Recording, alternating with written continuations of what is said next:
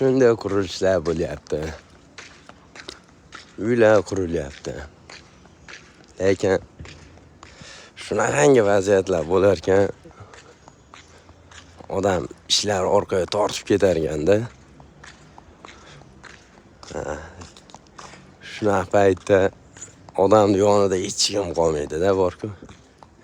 Tanish, bilish, aka, uka hech qaysisi yordam bermaydiganda.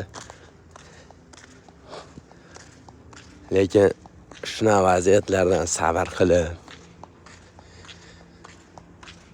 boriga shukr qilib chiqib olganda, ishlar oldiga yurganda do'stlar ko'payar ekan.